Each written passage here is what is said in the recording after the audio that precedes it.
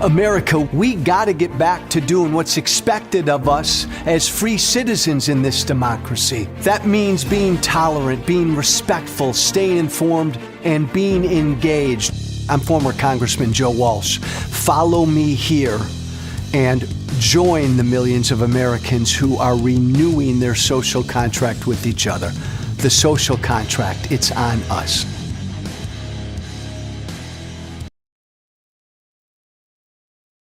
Hey, welcome everybody. We're about to commence a really interesting conversation that I can't wait to get into with a friend of mine. But before we start, again, I want to just say one more time for everybody right now looking at my handsome mug on TikTok, you ain't going to hear this conversation. You can't. If you're on TikTok right now, you will not hear the conversation. If you want to hear this fascinating conversation on the issue of genocide, go to my YouTube channel, The Social Contract with Joe Walsh. TikTok folks, love you. Love your show. Go to my YouTube channel, The Social Contract with Joe Walsh, and you will hear this conversation live. You're not going to hear it on TikTok. Thank you guys. Thanks, TikTok. I'm going to say goodbye now. Go to my YouTube channel. All right, we're done with that. Hey, welcome. I want to first introduce a friend of mine who I'm going to be speaking with this morning, Anthony Conwright. I think it's safe to say that Anthony and I generally disagree on damn near everything. We certainly disagree, I think, on this issue of, Israel and genocide and all that. But he wrote, my friend, and by the way, we're still friends, very good friends. He wrote, there he is. Hello, Anthony. Hello there. Good to see you again. So as you can tell, everybody, he's a handsome young black man. I'm an old, over-the-hill white man. Anthony wrote I think, an incredibly thought-provoking piece that is out today in The Nation. Anthony, by the way, is a journalist, writes some great stuff for a number of good publications. Follow him, by the way, on Twitter at AE Conwright. But Anthony wrote a really cool piece that's out this morning in The Nation, thenation.com. And the title is How American Racism Sabotaged the World's Fight Against Genocide. I want to get into this issue of genocide. Anthony, thanks for listening. Before we start, again, I just think a 30-second intro is really helpful. I describe you as a good, genuine, committed, sincere black progressive. I describe me as a white libertarian / conservative. We knew of each other. You didn't like me for good reason. You didn't like me. We met, Anthony and I met in Iowa when I was primarying Donald Trump in 2020. He was filming some stuff then. And I think it's fair to say that Anthony didn't love that Tea Party Joe Walsh, but man, brother, we broke bread and got to know each other, didn't we? Yeah. Yeah. You know what it was though? What? I didn't like you just before I found out I was gonna interview you. And I was researching you to kind of jog my memory on who you were. Yeah. And I saw you on Real Time.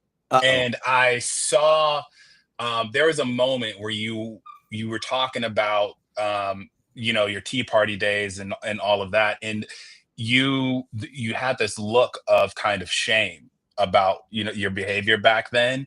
And when I saw that, that was the thing that connected me to you initially, because I saw I have shame about my own past behaviors, completely different. But in that moment, I was like, I had a mentor, and he used to always say, it's never too late to turn around and go in the right direction. And when I heard you talking about your past behavior, I said, oh, this is a way we can connect. That's really cool, Anthony. You've never told me that before. That's really fascinating. I appreciate that. as we dive now into our subject, based on what you wrote, Mhm. again, you and I politically are still very different. But again, Mhm. lesson for America, Anthony, our friends, this is possible, right? Mhm. It's possible to disagree on Mhm. basic public policy issues and be friends. Mhm. This piece you wrote, it's out today. Mhm. I want to get into it. How American racism sabotaged the world's fight against genocide. It's it's a timely piece, but it's kind of a historical piece Mhm. because much of the world right now, Anthony, is talking about, what's going on in the Middle East, and Mhm. we've got an argument and a debate. It's genocide. I clearly don't believe it is. You may believe it is, but so Mhm. your piece is very timely, talking about genocide. Um, when you wrote this piece, did you have kind of what was going on in the Middle East in the back of your mind? What? I did. So when I wrote the piece, um, I really was thinking, but before I kind of got to whether or not I thought Israel was committing acts of genocide, I wanted to understand when I said whether they were or not, what is genocide? Ah, Where did the word come from? What is my understanding of it, and what am I led to believe about it? And that's really yeah. where it started. I just started at, well, where did the word come from? And I didn't, and of course, I just realized, like so many other people, I just took it for granted. That's a I just thought it always existed. yeah, that's a great point, and I would imagine that 90% of the people listening to us right now don't know where the term genocide came from, how it started. Um, Right. um, let's swat this one difference aside right away, just so Hmm. people know that we're genuine and sincere. Hmm. There's no way on God's green earth, I believe, what Israel is doing is genocide. We're not going to talk about that necessarily at Hmm. all. But where you stand right now, especially after having written this piece, before Hmm. we get into that term genocide, what's your take on the Middle East now and that concept? I would say Israel has committed acts of genocide. Um, and I understand why anyone would think that they haven't. Hmm. Right. And if you look at, if you look at the case, a lot of it was focused on, intent and this idea around intent. And so depending on how you interpret intent, it kind of might lead you to believe they are or are not committing acts of genocide. That's interesting, and then that's going to lead us right into the definition. Hmm. Even like the one distinction I'd make in the Middle East is even if you um, the notion of intent, even, and I'll accept that because I think that's key to understanding what genocide is.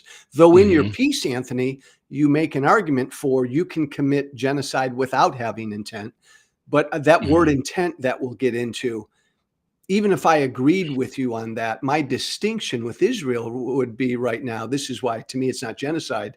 Like they have every Hmm. intention of fucking wiping Hamas off the face of the earth, but they Right. have no intention of wiping the Palestinian people off the face of the earth. That's Right. generally the first thing that always jumps out at me. Respond to that notion, though. So to to not get too lost in And the we're weeds not, of we're like not, the we're not, different, we're yeah, not. Yeah. because intent, the legal definition, there's all this stuff wrapped up around that, right? So I do think, so let's say, if just kind of following your thoughts of well, they intend to wipe out Hamas, not Palestinians, right? um Do you buy you that? can't, um Because thinking through the you don't framing, have to. well, thinking through the framing is that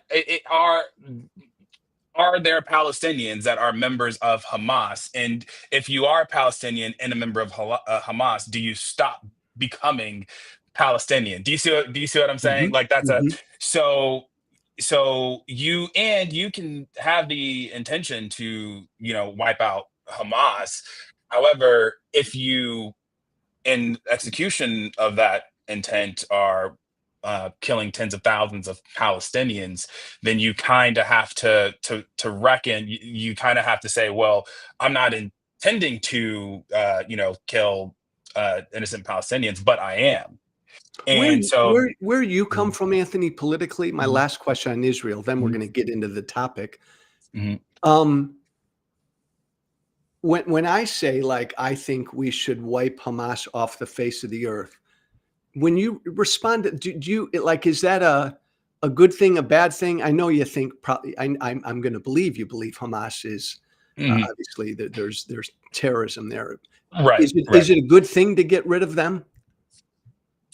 I think any obviously any sort of terrorism is something you want to um, eliminate, and at the same time, I do think we have to kind of confront what we define as terrorism and how terrorism is defined. I'm not Yeah, saying that, just murdering people isn't an act of terrorism or is right. excusing anything like that. I'm trying to be sort of like intellectually honest in how I think about That um and what it that's a means to great wipe. conversation. Yeah, that's a great Yeah. conversation. What is terrorism? That's a great conversation.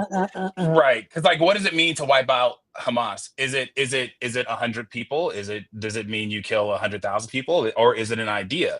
If I said, America needs to wipe out the KKK, well, am I just saying they need to go through like the Rolodex of membership and just like wipe out, everyone, or am I saying we need to wipe out this idea of white supremacy because those require two different things? That's a great point you just made. Wipe out the ideology of white supremacy, Right. wipe out the ideology of Islamist, not Islam, but Mm, Islamist mm, terror. mhm, That's mhm. a really cool distinction. Last quick question. You know me, I'm off the charts pro-Israel. Mhm, Um, mhm, I, I'm imagining you are much more pro-Palestinian, though I know you're not anti-Israel. But right. do you, in your mind, as an advocate for the Palestinian people, last quickie, do you think the Palestinian people would be better off not governed by Hamas? Well, I would imagine so. I think I try not to think of what does it mean to be pro-Israel or pro-Palestine, but like what does it mean to honor what I value about human rights? Right, You know what right, I mean? Like right. what so I'm so glad you didn't ask me, What? that Pierce Morgan, so do you believe Israel has a right to exist? It's like it does exist, like, and what does it mean for any country to have a right to exist? They exist, and a lot of times the maintenance of the existence of any country, it requires violence, and like, and I think that's a hard thing for us to kind of reckon with. But yeah, I think any people, you know, should be governed by who they would like to be governed by, and hopefully that process is as democratic as That's possible. Mhm. that's and Anthony, we'll close this part. That's a really Yeah. cool issue is so even if the Palestinian people choose a terrorist group to govern them, well, then okay, right? That's a Mhm, fascinating conversation. Anthony wrote a piece that's out in The Nation this morning. Go to thenation.com and read it. mhm, It's called How American Racism Sabotaged the World's Fight Against Genocide. So let's go, Anthony, to this term genocide. mhm. I think a lot of people listening to us think, oh, God, Anthony, Joe, it's been around for hundreds and thousands of years. Concisely, where did this formal term come from? Yeah, it came from a Polish Jewish lawyer named Raphael Lemkin, and it's I believe he coined it in like in the late 1930s, but it sort of became popular in a book he wrote called Axis Rule, and Axis Rule was basically his chronicle of all of the atrocities committed by Nazi Germany, Yeah, and that was the first time the word like appears, and he just um combined geno which means tribe or people, and then side, which is killing. So the killing of a people, and that's where it came from. It's And really he, it's yeah, really it's like it's it's something, Anthony, that like a word after just 60 some years ago, this word came into being. right. And then obviously World War II ends, and then Mhm. we have the genocide of the Holocaust, which spurred the need to have kind of a definition. So how Right. does the So Holocaust relate with this?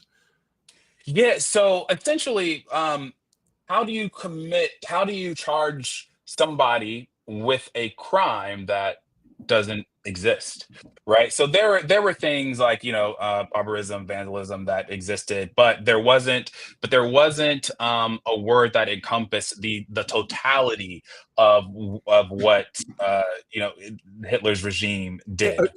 Interesting, Anthony. It's making me think. There wasn't a word that encompassed the totality of what I said about 10 minutes ago when I said Hmm. wipe Hamas off the face of the earth.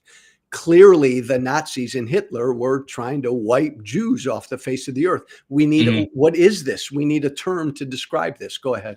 Right, exactly, because the UN was still very young, right? So if you were to read what the Nazis were charged with, I think genocide only appears in only one of the articles because it hadn't been it wasn't they weren't officially charged with it. It's just mentioned, Yeah. right? Because it wasn't a crime yet. So what Access Rule did, it's an amazing chronicle. I mean, and Lemkin separates it according to people. So he does Czechs, Poles, Jewish people, and he basically kind of outlines how the methods of which Hitler was using, and then all those methods became how he formulated This genocide. this definition of Exactly. genocide, then which Right. became in 1948 kind of the UN's definition, the Genocide Convention of 1948. And Hmm. I'll summarize it, Anthony, but then Hmm. perfect it if you want. Kind of then from 1948 on, the working definition has been committing acts, including by killing, that are Hmm. intended to destroy, in whole or in part, a nationality, an ethnic group, racial or religious group. Hmm. So the intention to, in essence, destroy, wipe out an entire group of people. Does that kind of Exactly. jive with what the definition Basically, was? yeah, and there are different constituents of that. So here's what's interesting though. When Lemkin first starts to outline his concept of genocide, intent isn't actually mentioned. Hmm. Like the word itself does not appear in Axis rule. It's not a prerequisite for genocide, not at all. But what ends up happening is that when the UN it starts the Genocide Convention to enshrine a definition of genocide into international law, you have all these different countries that are coming together. You have the Netherlands, you have the USSR, you have America, China, Lebanon, France. Yep. All these different countries are getting together, and so essentially they all have to agree on how they want to define this concept in A international big law. deal. Political, right? Big deal. Right. Exactly. Political. That is the perfect word to describe it. And as much as we hate how politics sort of waters things down and whatnot, that's the world we live in. So Lemkin he has to get this thing done, right? It's his baby, so to speak, and he wants to see it pass because he's trying to do the right thing, which is protect races of people from being exterminated. Never again. So he's Um, got to get that word intent in there. Well, he doesn't. So it's not him that advocates for intent. What ends up happening, Which goes to your article. Yeah. right? What ends up happening is there is this broad definition that doesn't include intent in one of the earlier drafts of the definition of it, and it's the United States of America, that literally says attention needs to be drawn to the element of intent. And why, And again, just providing some why would America have done that? What made that important? so at the time, I love America setting was you up. I love setting you up. me too. Thank you. I'm like, I need it because, without any softballs, I will go all over the place. So at the time, America is a Jim Crow nation, right? Yes. So, lynching, segregation, all of it is still in play. And so the problem was, well, how can the US formulate a definition of genocide that excludes what they've done to Black Americans and indigenous groups? Okay, I'm going to stop you for a sec because that's where I want us to end Mhm, up, because that's the most pointed aspect of your article mhm, and I get everything's political and America did what it did on this definition, but then I want to get to the notion of, have we been committing genocide against Blacks in mhm, America? But mhm. um, stop there for a second. So clearly, the U.S. probably led in other countries the notion of putting the word intent in this definition. Mhm. We'll hold off right now for whatever reason. But Anthony, and give a straight your answer to this, because to me this is the crux of it. Isn't intent key? Like, if I want to wipe off every Muslim in the world, it seems like that would be genocide, but it seems like my intention to do that is what makes it genocide.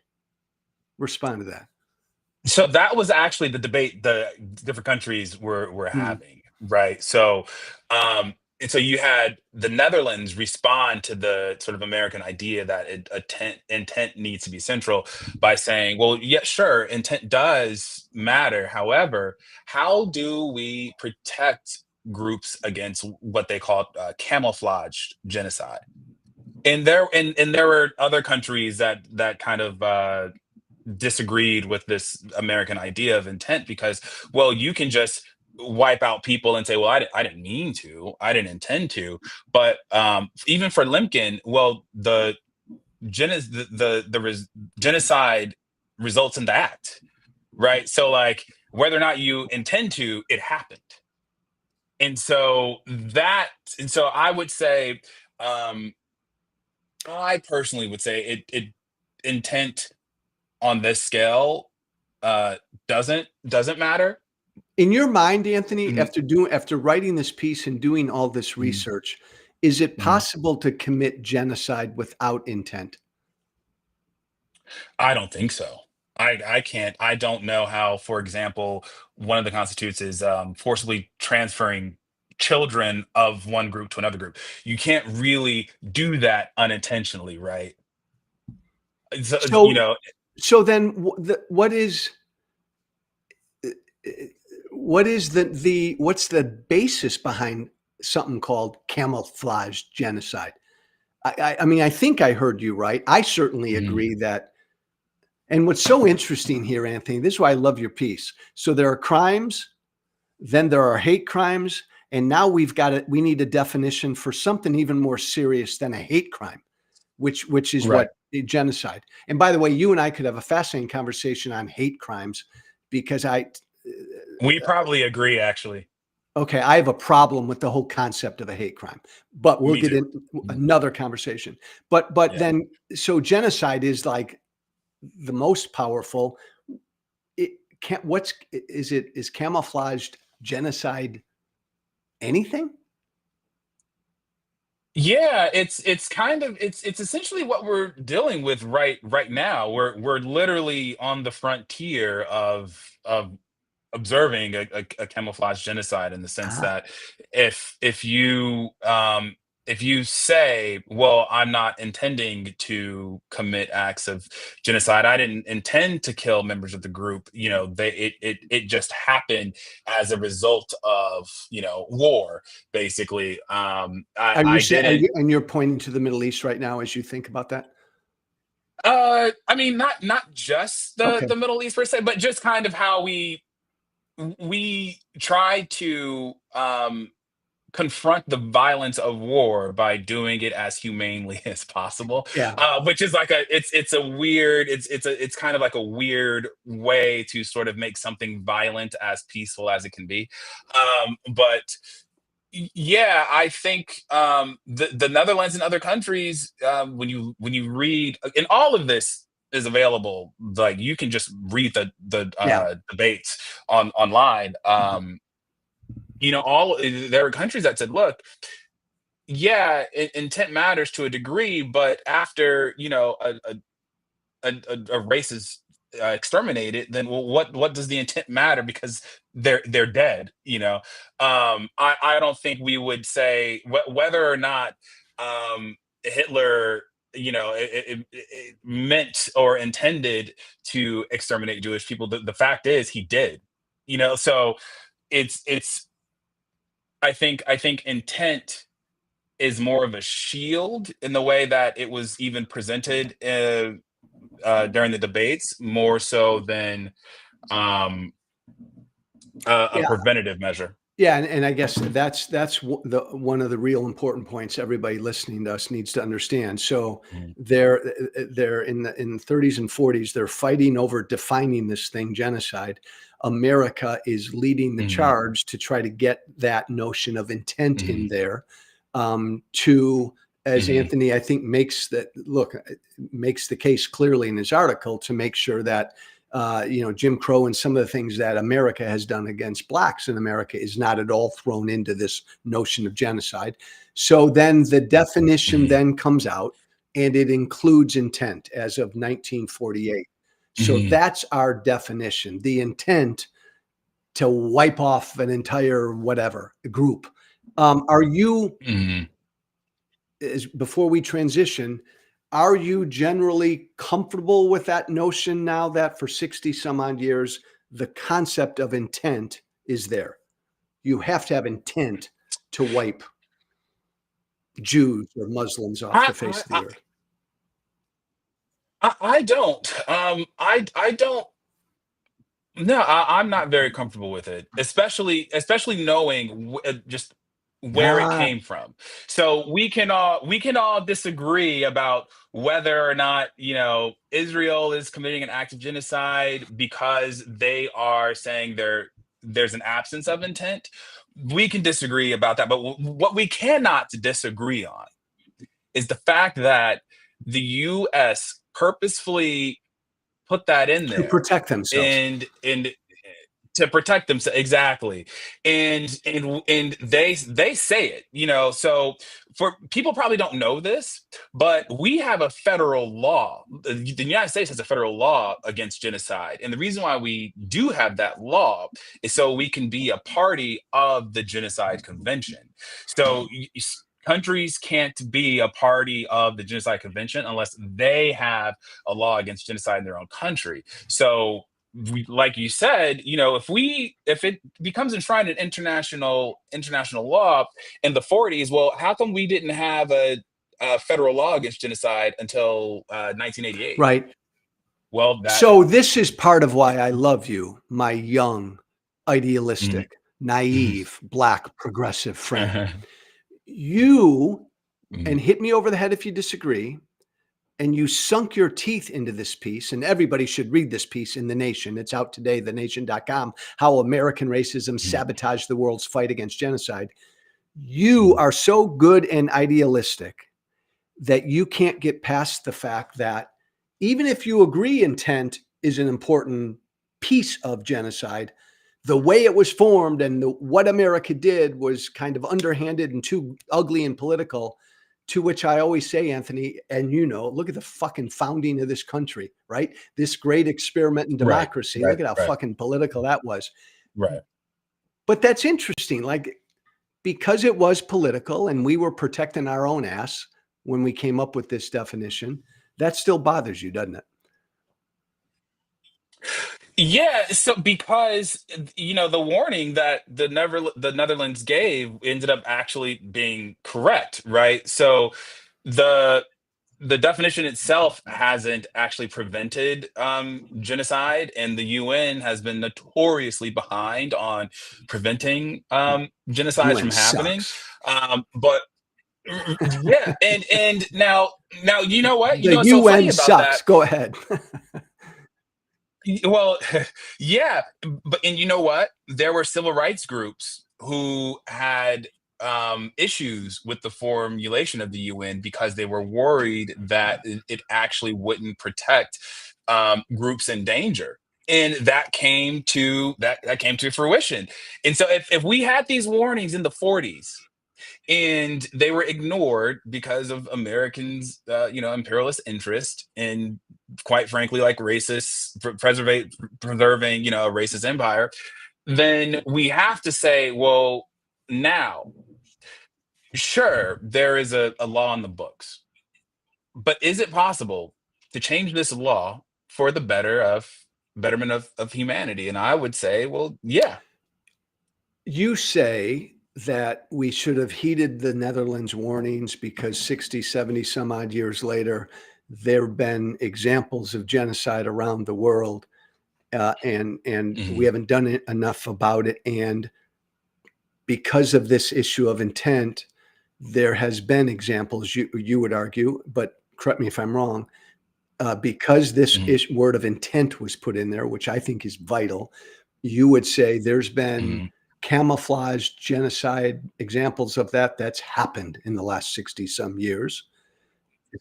mhm. That's your case, right? Yeah, I would specifically say, in the case of Israel and Palestinians, absolutely camouflage genocide and intent. I think we if you took out intent and if the definition of genocide had been crafted around um, instead of what Nazi Germany was doing, but what America actually did, Jewish people would have been covered. And I think that's sort of also kind of the point of the piece is that if you would have just simply said what happened to what did America do to black Americans and slaves, then if you had created a law around that, then Jewish people would have been saved, and intent wouldn't have mattered, right? Because the act was just So being done. we're going to go there, but this needs Mhm, to then be addressed because this is interesting. So, mhm, in your mind, Israel is committing genocide because so many Palestinians have been mhm, killed. And there have been examples of this around the world. Countries go to war, mhm, and man, mhm, a cost of war is a lot of people die. And so Hamas mhm, went to war against Israel. We're not going to talk about pre October right, right, 7th. right, On October 7th, Hamas right. went to war against Israel. Israel responds, goes to Mhm, war. They do their best. I would argue we don't have time to do this. They did mhm, their best to protect Palestinian lives, but lives are lost in war. Israel's mhm. just defending itself. But oh my God, 20 or 30,000 Palestinian civilians have been killed. We can play with the number.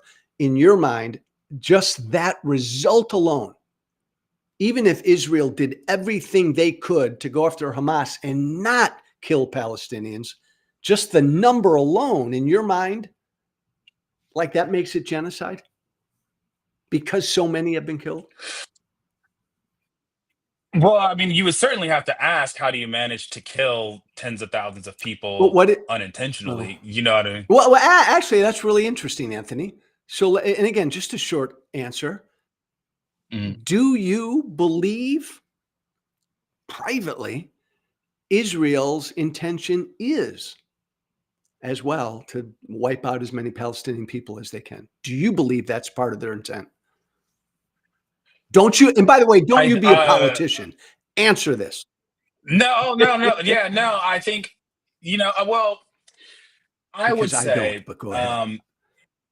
yeah, I would say whether or not their intention doesn't have to be to kill every Palestinian, but the intention can be indifferent So, to it, and I think that's okay. Is that where you'd That's where I land? would Is that where distinguish. you'd land? That Israel says, fuck it. We're Mhm. going to wipe out Hamas. And you know what? Maybe we'll do our best, but I don't give a fuck how many Palestinians die. That's kind of where you'd land. There it is. Okay. Mhm. Okay. And by, again, what's so great is I utterly disagree with that, but it's cool. And I Mhm. appreciate Anthony. I love you, man, Right. brother. I love you because that's a good, honest position. And if that was their position, indifference, Mhm. getting back to our Mhm. topic, in your mind, is that still genocide? Indifference toward how many die? I would say so because you have to look at the result, right? But then and there is also more than one element of genocide, right? There are the five, and so I think it's often during in the ICJ case, it wasn't just about killing, right? There are all these different elements, and so I think that's important to consider as well. It's not just killing. There are other elements. Um, so let's move, Anthony, to obviously America, back when this definition Mhm, was being formed. You and I both agree on that. For mhm, political and self-interested reasons, they helped get this definition enshrined with the word intent, which I agree mhm, with, and I mhm, understand that you don't. So let's look back on this, my friend. Would you say that mhm. America has committed genocide against Blacks? Oh, absolutely, absolutely. And I mean, and here's what we can. Here's just one element, right, that we can all agree on that happened. I think the maybe the fifth element in genocide is forcibly transferring children of one group to another group. Mhm. Like we all can agree that 100% happened. Oh, no doubt. And so like that right there alone, right? And so and I mean, not even to go into the killing and all these other things, but on that alone, we Is would it have to say is yes. there, Anthony, is there, because when you first put this in front of me, and Mhm, that question, as I read your piece, was in front of me, my instant reaction as a 60-something-year-old white American, what the fuck? I mean, God, slavery is evil. mhm, Jim Crow is evil. Clearly, we have that's our original sin, but what the fuck? It's not right. genocide. But you've got me thinking. I still don't think it's genocide, but you've got me thinking. But let me ask this question. Mhm. And it's kind of, does it, when it comes to genocide, does who is the who? Does the government have to be behind whatever's happens? Or what if there's a group out there called the KKK, or there are a bunch of racist individuals out there doing their thing? Or does it have to be like an Mhm. organized, concerted effort from the powers that be, the government, the whatever, to be genocide, the rulers? So so that's actually a really good question and a, an important element to unpack, right? So in the U.S. State Department actually tried to add what's called a complicity clause, so into the international definition of genocide, so that basically only crimes committed with the complicity of the responsible officials of a state could be prosecuted. So um, can we agree that w- w- let's just say slavery was a legalized, Oh, instituted from our practice government, in from our right government. Yes. there you go. So in that period right Okay. there, But I'll pop we can no, we can say say what? I interrupted. go for it. Before I pop you upside the head. Go ahead. Those were acts of Okay, stop. genocide that That's where I like was gonna go. All right, yeah. Slavery, an mm, evil institution instituted by our mm, government. But is that genocide? Slavery is evil, but what was the point of slavery? Economic, man. Yeah, whites are superior than blacks. Let's put mhm, these blacks, let's enslave these blacks, put them to work for the mhm, sake of our economy. What was like the intent of slavery? to get rid of every black in America, because that would have gone against the whole purpose of slavery, which was to enslave them and put them to work. Like, I think slavery is evil, Anthony, but I don't think the intention of slavery was to wipe blacks in America off the face of the earth, which to me is genocide. Go ahead. So, well, let's look at the definition. So, it's any act, and there are 5 of them, committed with the intent to destroy in In whole part. or in part a national, ethnical, racial, What's that or mean religious in group. part?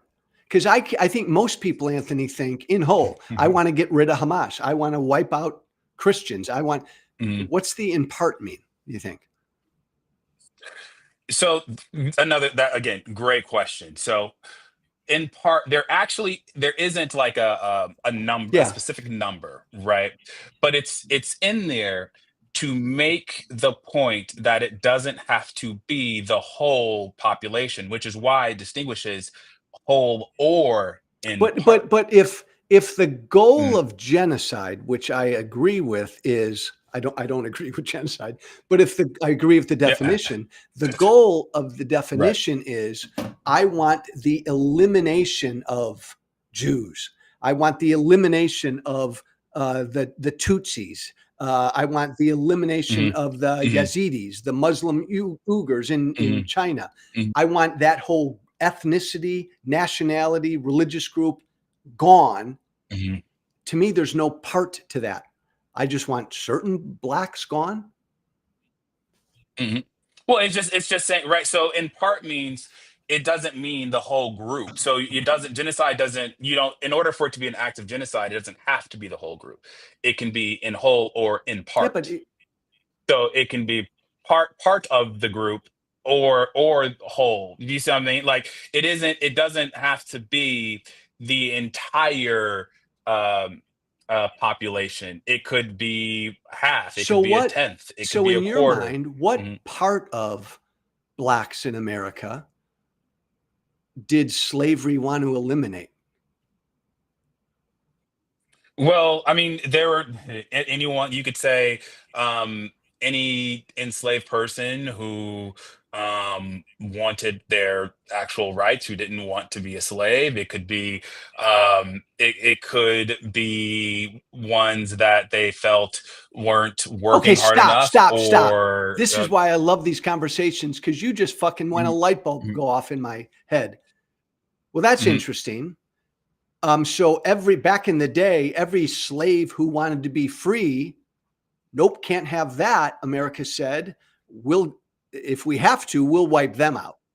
mhm, Every mhm. black in America who's a slave, who's not going to work hard in protest, okay, we'll eliminate them.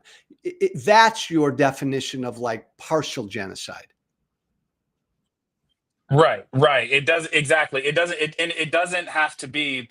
Again, it's like because our framing, our sort of collective consciousness understands genocide as the Holocaust, which is obviously is horrific. It's 6 million people, but but the Holocaust wasn't just it didn't stop at murder. It wasn't just the systematic murder. There was more to it than that, right?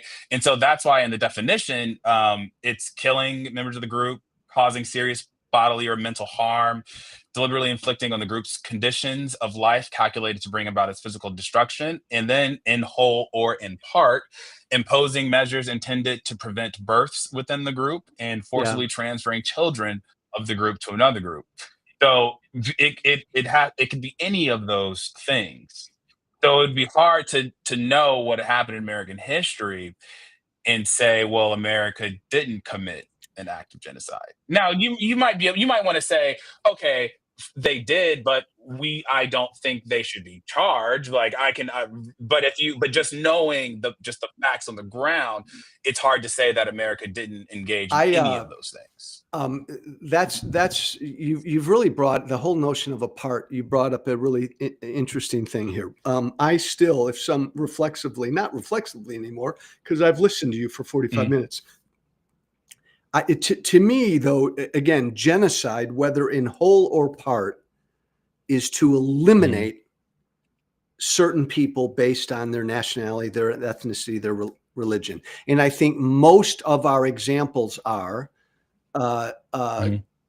governments who, if they could have, they would have gone the whole way. If Hitler had it in his power, he would have killed every Jew in the world. And we can say the same thing in Rwanda and Darfur and Syria and a number of examples of, and they weren't able to, thank God. But I think that's still the goal. My wrestling with American slavery is white America. It was in their own self-interest not to have black slaves who didn't want to work. They had their main interest was economic, period. And they needed a vibrant black enslaved population. That was their goal. Utter evil. But I still, you and I got to continue with a part 2 as to whether that's genocide. But damn, Anthony, you got me thinking. But that's just one part. That's just one part. You have to look at the other 4. But isn't that the most important part? Like, how can you commit genocide? And this will be my last question and your answer, and we're going to have a part 2. But how can you commit genocide if fundamentally you don't want that ethnic group gone? Like, I don't think any American wanted black slaves gone. They wanted them to be slaves. Well, some people, some did, but again, I think if you read the actual legal definition of genocide, if you stop at number 1, which is killing members of the group, and even that just says killing members of the group. It doesn't say all of them. So the idea that killing all the members of the group or having the intention to kill all the members of the group, no matter where you stand on genocide, just isn't part of the actual legal definition. I get that. The definition doesn't the definition doesn't require any intent on killing all, right? So it's just killing members. So then the second one is just causing serious bodily or mental harm, right? So it's not so much you have to think of America. What black enslaved Americans experienced was they experienced a repeated genocide. If that makes sense. I'm going to stop you there because that's a great, interesting thought, and I think again, so much of this comes back to this word intent.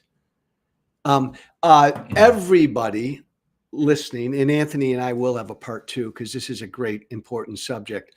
He's got a piece out today in The Nation. Go to thenation.com. You're going to read this and you're going to learn something, no matter where you stand. How the piece is called "How American Racism Sabotaged the World's Fight Against Genocide."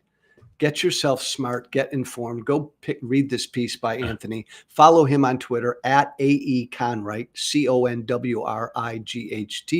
Follow his stuff. He's always putting out good stuff. Go to thenation.com for this piece. Anthony, we'll continue this. This was great, man. I wish we could go on for 3 hours. Thank you, brother. Yeah, same, man. Everybody for listening. Be brave. Thank you for listening. Remember to listen, share, and follow The Social Contract with Joe Walsh on Apple Podcasts, Spotify, and everywhere great podcasts are found. And be sure to leave a 5-star review. This has been The Social Contract with